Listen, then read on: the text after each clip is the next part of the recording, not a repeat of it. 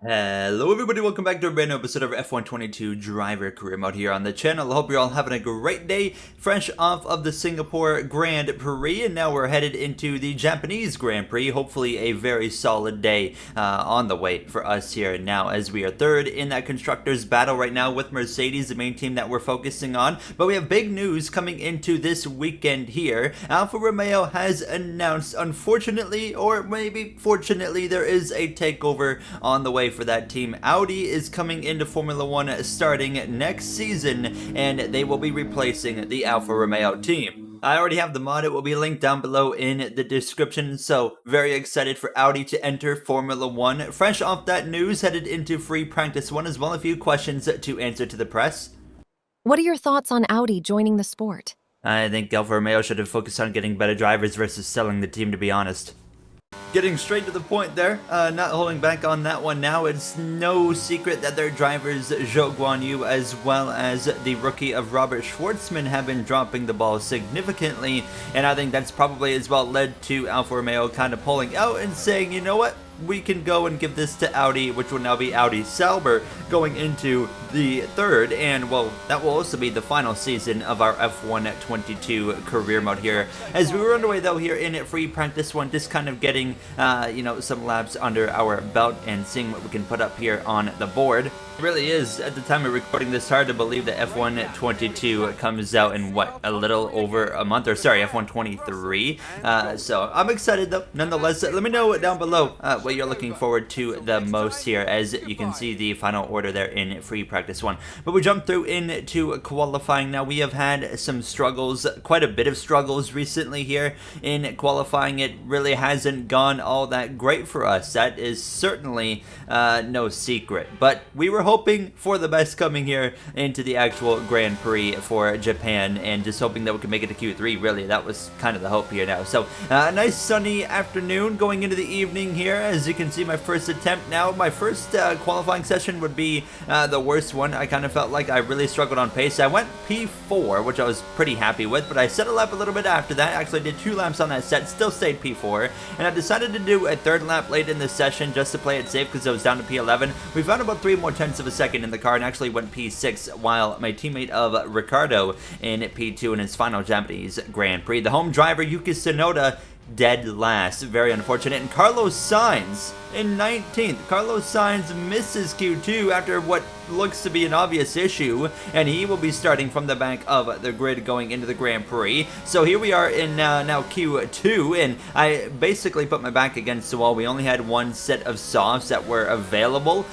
for Q2, so 1 lap, 1 and done. Hope for the best. We haven't made Q3 in a while, hoping to change that right here on the run, down through this run straight away to the line. It's going to be enough. We finally have made Q3 again. We're in P8 as our teammate of Ricardo there, P5. How about Pierre Gasly in 2nd place? AlphaTauri is now, I believe, the worst team on the grid in the R&D. They have fallen behind Williams Porsche, as Williams Porsche continues to actually move up the grid. They have been making upgrades steadily lately, and I think that they're really setting themselves up very well for the 3rd and final season. By the way, season 3, really briefly, it's going to be a pretty short one because of the release date of F123. It's more of just a quick run and done, I guess you could kind of call it here, but there's going to be some cool little changes on the way, and you guys are going to hear that over the course of the final few episodes of this season. As this final swing of the season is well underway, the battle between Leclerc and Verstappen continues to heat up, and we'll see where they both qualify right here as we're coming up on the end of our lap now. Qualifying complete. I'm P10. It wasn't a great lap. I was expecting P10. It was a bit of a sloppy one. We crossed the line. Yeah, sure enough, it is P10. So we've got some work to do, to say the least, as we are going to be starting, right in about that midfield part of the grid. So you can see Charles Leclerc on pole, Max Verstappen joins him on the front row, Magnussen in 3rd, our teammate of Ricardo up into 4th place there, Hamilton P7, but yeah, work to do for us. We even got beat by Pierre Gasly in the slowest car on the grid, so that's not necessarily a great thing to have. As you can see as well, Perez kind of dropping the ball down there in P6. Esteban Ocon as well there in P8, a decent result for him, as we're going to get ready to go racing here for the Japanese Grand Prix.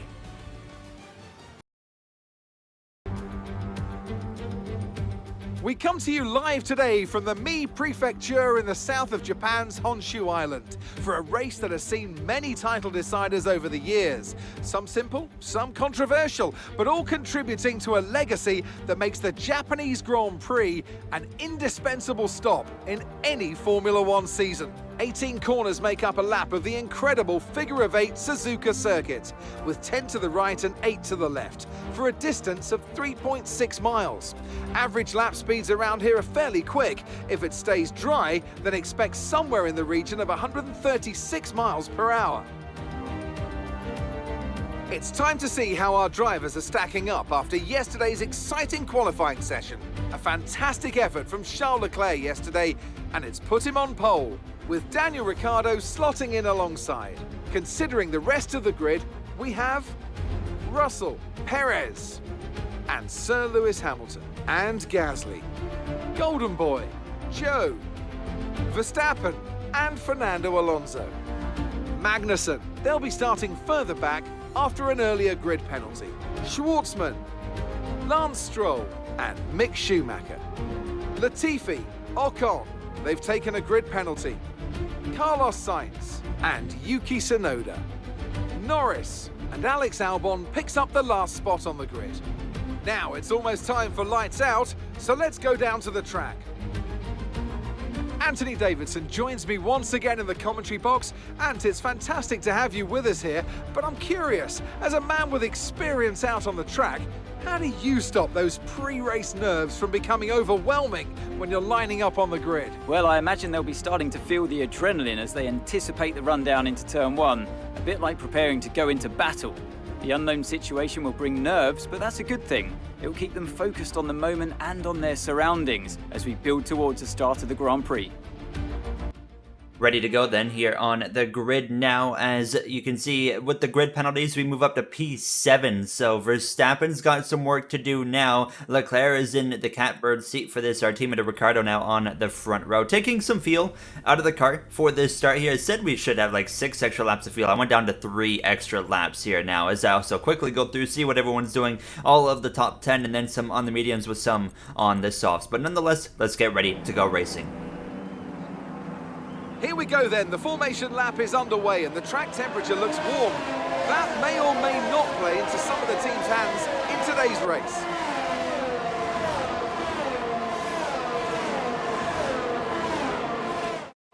As the cars come back towards the grid to line up for the start of the race, each driver will be wanting to get the best start they possibly can.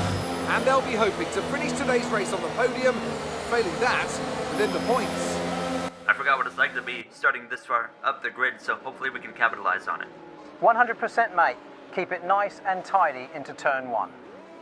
You hear Mark on the radio and myself, and we are ready to go racing. Zhou Guan Yu just behind myself. I was just talking about how that team, Alfa Romeo, maybe should have focused on getting better drivers, and here's Zhou Guan Yu actually putting himself up inside the top 10. My favorite driver on the grid. Hopefully to see him have a better season in 2023, but that's going to be very hard with Alfa Romeo in real life. Here we are then, ready to go racing. Leclerc, Ricciardo now the front row. It's lights out. We are underway in the Japanese Grand Prix. Pierre Gasly there, P6. Hamilton's going to cross over and cover him off. Ricciardo has the run down towards turn 1. I think he's going to take the lead. Yes, he will. The Australian to the lead. Down into the first corner. Leclerc drops down to second place. Ricciardo in his final season just announced recently he is retiring at season's end, and it's likely going to be Oscar Piastri replacing him, but we must wait on official confirmation there from the McLaren team, as they are going to spend some time evaluating their options. However, Piastri feels like the obvious one considering what he did in the Hungarian Grand Prix while replacing Daniel Ricciardo earlier in the season after that race ban. But everybody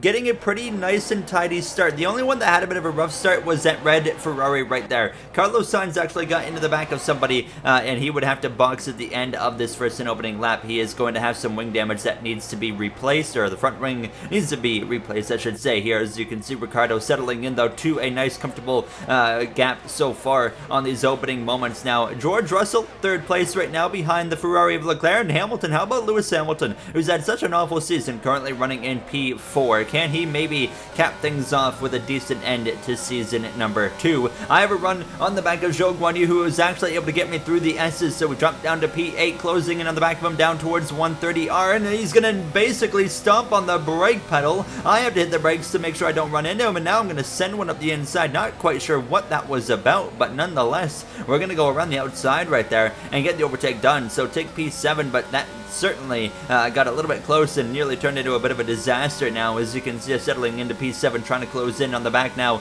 of the AlphaTauri of Pierre Gasly, who's trying to stay within the DRS range of his kind of teammate, low-key teammate, we'll call it, of Sergio Perez with the Red Bull. And speaking of Red Bull, Max Verstappen, 10th place, now going for an overtake on Zhou Guanyu, who has jumped a few spots behind now Fernando Alonso, and Verstappen goes wide in turn 1. He will not complete the overtake, and he's going to lose another spot to Mick Schumacher. Magnussen right behind in 12th. He started or qualified 3rd, but had that grid penalty, remember, that puts him outside of the top 10. Coming to the end of lap 3, though, with the DRS now, starting lap 4, we're going to be able to close right in on the back of Pierre Gasly, and we should be able to make a nice, easy move right here, as we're going to lunge one up the inside down into turn 1. We take the position, but actually go wide, and that opens the door for Gasly to lunge back up my right-hand side of the car, but we're going to be side by side briefly, but we stay clear through the S's, so up another position right there. We'll move on as we try to chase down Perez and Hamilton, who are a little bit over a second ahead of myself. Ricardo, Leclerc, Russell continue to be your top 3 here on lap 4 of 27. Plenty of racing to go here. Japanese Grand Prix, you never really know what you're going to get in this Grand Prix. It can really go either way. It can turn into an absolute mess sometimes with the AI. Sometimes it can be a nice and clean and tidy Grand Prix. I was okay with the idea of the nice, clean, and tidy one. Here's Max Verstappen again, second opportunity to make the overtake on Zhou Guanyu, who had lost another spot to Schumacher at this point, but Verstappen goes through this time. Back into the points he goes, but he's obviously got a lot of work to do if he's going to run down Charles Leclerc as that battle continues for the World Drivers' Championship. Shades of last season. Maybe here in the Japanese Grand Prix is where Leclerc starts to bring that fight back to Max Verstappen. It's going to get really, really interesting to kind of watch that play itself out, to say the least here now, as I'm focusing in on closing in on the back of Sergio Perez and Hamilton. They were only separated by a couple car lengths here for a lot of this run, and Hamilton had actually run down his teammate of George Russell now, kind of, who was starting to drift out of the top 2 battle and back towards his Mercedes teammate and the Red Bull of Sergio Perez. Leclerc sets the fastest lap of the Grand Prix as we kick off lap number 10 here now, and then we start to focus in a little bit on a fuel situation. Alright, I hate to tell you this, but we've got a serious issue. We've underfueled the car significantly. You will have to save for the rest of the race. Well, you hear it right there. We need to save fuel for the rest of the race. We started with 3 extra laps of fuel. On lap 10, we only have plus 1.47. So we have drained over half the fuel tank, and we're not even halfway through the Grand Prix yet. That is a significant issue. So obviously, it's very easy to, go to fuel-saving measures in this game, and that's by lifting and coasting into the corner before you get onto the brakes, and lifting a little bit earlier, obviously, than where you would for your braking zone, and upshifting way earlier in the revs. So that is also going to save us some fuel. So for the rest of the Grand Prix, the whole Grand Prix from this point on, I have to save because we are draining this fuel tank. So when it recommended me 6 extra laps of fuel earlier, I should have listened. Now, as you can see, Leclerc is going to box early from second place here. A few laps earlier than the pit window is going to open, so he's in. It wasn't long until I was in either. I come in a little bit later here. This is a lap later, and I'm going to be bringing in Pierre Gasly with myself, and Hamilton's coming out right there in front of me now as well, and hopefully we can stick with him. And you can see a Red Bull of Max Verstappen not far behind as well, as that's going to be something to pay attention to as he's trying to go through the field. But look at this now, plus 1.10 laps of fuel. So we are draining this fuel tank very, very quickly. On average, I was using basically, to kind of give you an idea, I would go from 1.10 to basically 1.00. I was using 0.10 of the laps of fuel per lap. So that you could kind of make it easy and see how much fuel we had in terms of the conversion to laps. Ricardo, he pits for the hard tires. He's going to actually come out still leading this Grand Prix, even after Leclerc pits a few laps early. But you see the 0.97 laps of fuel now. We're into the 0.9 bracket. That basically means when I see 0.9, with the rate that I was burning fuel, that basically meant I had 9 laps of fuel left. Fortunately for me, I was in the DRS of Lewis Hamilton, and I was able to really lift and coast going down into turn 1 with the DRS advantage that I had. However, it still didn't seem to be enough. Watch this. Look at the run that we're going to get with the DRS, and I was also in overtake because I wanted to close right up, get that slipstream, and then we're just going to jump out of the gas pedal right here and coast down into the corner. Do not pass him. You need to slipstream as much as you can. Not much I can do. I'm told do not pass as we go through for the late race update. Ricciardo out in front by 2.4 seconds. So Leclerc is still within range, you know, kind of keeping Ricciardo on his toes a little bit here as Perez currently in 4th place. Hamilton, myself, P5, P6 now as I continue to slipstream. And there is Max Verstappen going for a move up the inside of Gasly down into turn 1. Can he complete this? Yes, he will. As you saw, Gasly goes a bit wide. The battle's not over, however. They're still side by side, and they're going to go through the S's, and I'm surprised that Gasly's fighting this, but he didn't have much of a fight to really give. Gasly drops down to P8, Verstappen to P7, Schumacher right there at the back of that battle in P9, Alonso rounding off the points currently over his teammate of Ocon, who's down there in 12th place, Schwartzman and Zhou Guanyu, that 13th and 14th place, Lance Stroll leading the Aston Martins right now, and the Williams Porsche drivers right now, 17th and 18th, having a rough day as Sainz is at the back of the grid. With that wing damage, he's still trying to, recover from that wing replacement at the end of lap 1. Look at the fuel now. 0.60 laps of fuel. That's basically 6 laps of fuel at the rate that I was wearing the fuel out at.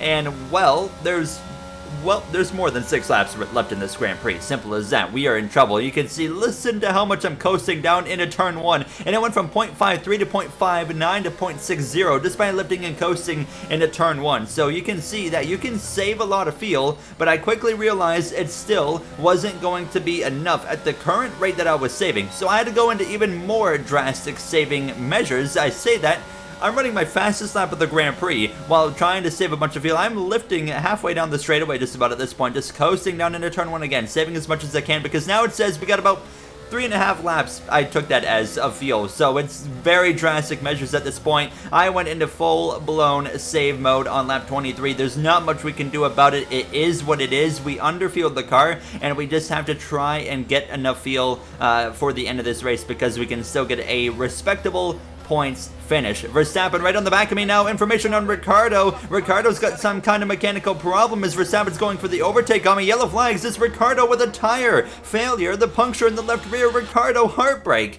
as he was in position to cruise to the Japanese Grand Prix. What could be his final win in his career and 3rd win on the season. It's now going to go to Charles Leclerc. Ricciardo's going to have to run as quick as he can to the pit lane to get a new tire. Verstappen was able to get in front of me, so we dropped down to P7, but we're immediately going to go back into P6, nearly running into the back of Verstappen right there, but I cannot pass Max. I would love to make life very difficult on the Red Bull, but I knew that would compromise myself significantly, so you see myself just riding behind him, because look, 0.28 laps of fuel.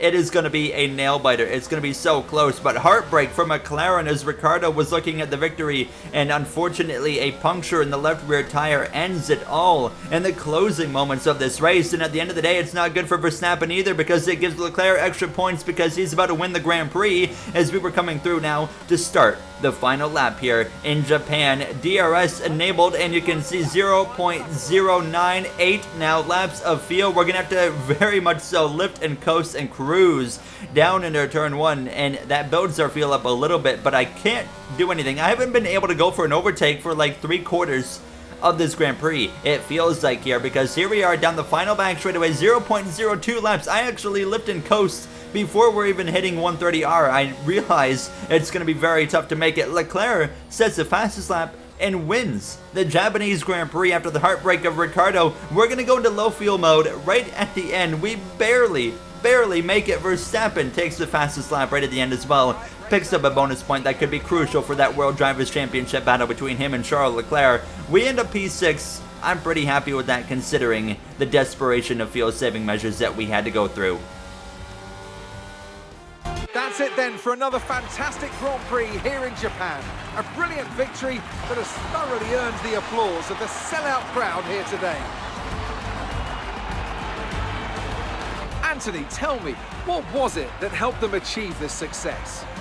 Well, I honestly feel it was down to the driver and car today. I mean, we can talk driver skill all day, but if you don't have a solid team to back that, you're never going to get anywhere. When you hit that sweet spot of having both an excellent driver and an incredible car, that's when you see results like those we witnessed today. I learned a lot in this one, and it's that I learned I can save fuel, but at the same time, I don't want to save fuel. So I learned for the next Japanese Grand Prix, that's for sure, because we cannot allow that to happen again. Quite simple. So yeah, it was not fun to kind of go through those desperate measures and not be able to fight anybody. I had to, lose Hamilton's DRS just to back down my pace so much that where Verstappen was able to run me down, and then when he was overtaking me, I couldn't fight him because I knew if I would fight him, I probably wasn't going to make it to the end of the race on fuel. I would go into low fuel mode way sooner than what we actually had to. So really just quite simply frustrating to say the least, but it is what it is, and we still get a respectable effort out of it. P6, I can't complain about P6 after having to go through all that. Ricardo unfortunately ends up dead last after leading with less than 10 laps to go. No DNFs here today, but yeah, still unfortunate. Russell, Perez on the podium. Leclerc is 45 points behind Max Verstappen in the World Drivers' Championship. So the fight, well, it's on, and it's going to get interesting in these closing Grand Prix as well. I'm very excited to watch this play itself out. Russell, 75 back, not necessarily over for him yet, but realistically it is. We made up some ground in Mercedes and then lost some today. They are ahead by 17 points in the constructors. 44 separate Red Bull and Ferrari. That's gonna wrap it up for me. We're gonna take off here from Japan and head to the next Grand Prix. I'll see you guys in the next one. Have a great day, everybody.